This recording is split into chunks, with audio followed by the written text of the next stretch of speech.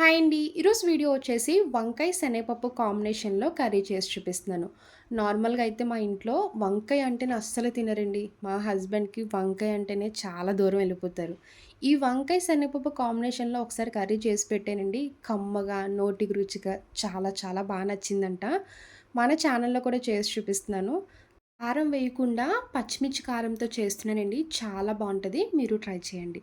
వంకాయ కర్రీ ఎలా చేయాలో ఒకసారి చూద్దాం రండి. కర్రీ చేసుకునే ముందు వంకాయ ముక్కలు కట్ చేసుకొని ఇలా ఉప్పు నీటిలో వేసుకోవాలి. కలర్ చేంజ్ అవ్వకుండా ఉంటాయి. నేనైతే ఒక 8 వంకాయల వరకు తీసుకున్నానండి. ఇలా వంకాయల్ని మీడియం సైజ్ ముక్కల కింద కట్ చేసి తీసుకోవాలి. వంకాయ ముక్కలు కట్ చేసుకున్నాక పక్కన పెట్టుకోండి. ఇప్పుడు శనగపప్పు నానబెట్టి తీసుకోవాలి. మీరు శనగపప్పు మాత్రం కర్రీ చేసుకునే ముందే ఒక 2 గంటల ముందే నానపెట్టాలి. హాఫ్ కప్ వరకు శనగపప్పు తీసుకొని ఇలా ముందుగా నానపెట్టి తీసుకోండి. చూసారు కదా, 2 గంటలైతే పప్పు చక్కగా నానిపోద్ది. ఇప్పుడు కర్రీ రెడీ చేసుకోవచ్చు. ఇప్పుడు కడాయి పెట్టుకున్నాక ఆయిల్ వేసుకొని స్టవ్ ఆన్ చేసుకోండి. ఆయిల్ హీట్ అయ్యాక ఉల్లిపాయ ముక్కలు వేసుకోవాలి. 3 మీడియం సైజ్ ఉల్లిపాయలు తీసుకొని ఇలా చిన్నగా కట్ చేసి వేసుకోండి. ఉల్లిపాయ ముక్కలు వేసుకున్నాక లైట్ గోల్డెన్ కలర్ వచ్చే వరకు ఫ్రై చేసుకోవాలి. చూడండి, ఉల్లిపాయ ముక్కలు ఈ రంగు వచ్చేలా ఫ్రై చేసుకోవాలి. ఇలా ఉల్లిపాయలు ఫ్రై చేసుకున్నాక ఇప్పుడు పచ్చిమిర్చి, టమాటా వేసుకోండి.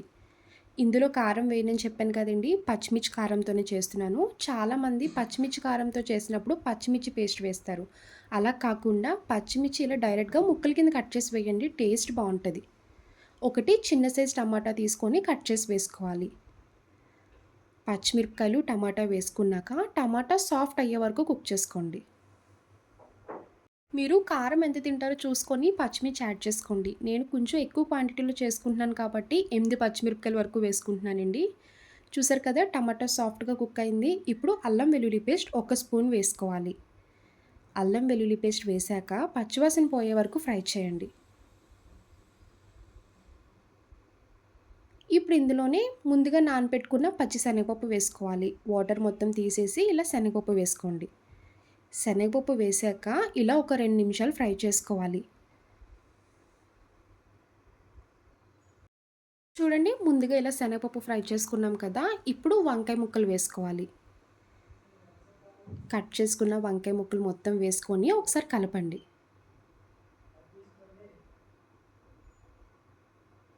ఇప్పుడు ఇందులో పావు టీ స్పూన్ పసుపు, మీ టేస్ట్‌కి తగ్గ ఉప్పు వేసుకోండి. హాఫ్ టీ స్పూన్ ధనియాల పొడి, half teaspoon garam masala, ఇంకొక half teaspoon chicken masala వేసుకోండి. ఇలా ఈ ప్రాసెస్‌లో చేయండి. కర్రీ టేస్ట్ చాలా బావుంటది. స్పైసెస్ అన్నీ వేశాక ఒకసారి కలుపుకొని మూత పెట్టి మీడియం ఫ్లేమ్‌లోనే 5 మినిట్స్ కుక్ చేసుకోండి. చూడండి, ఇలా మూత పెట్టి కుక్ చేయడం వల్ల వంకాయ కూడా చక్కగా మగ్గింది కదా, ఇప్పుడు ఒకసారి గరిటెతో కలపండి.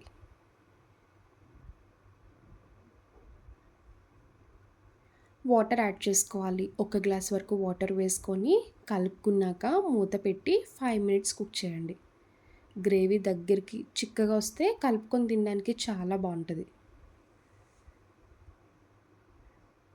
ఇలా ఆయిల్ సెపరేట్ అయ్యే వరకు దగ్గరికి కుక్ చేసుకున్నాక ఫైనల్‌గా కొంచెం కొత్తిమీర వేసుకొని ఒకసారి కలుపుకున్నాక స్టవ్ ఆఫ్ చేసుకోండి.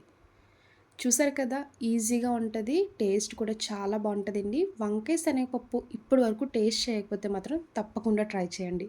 అన్నంలోకైనా, చపాతీలోకైనా చాలా చాలా బావుంటది. చూసారు కదా, వంకాయ శనగపప్పు కాంబినేషన్‌లో కర్రీ. నా వీడియో మీకు నచ్చితే లైక్ చేసి షేర్ చేయండి. ఫస్ట్ టైమ్ చూసేవాళ్ళు ఎవరైనా అయితే ప్లీజ్ అండి ఛానల్ సబ్స్క్రైబ్ చేయండి. బాయ్ అండి.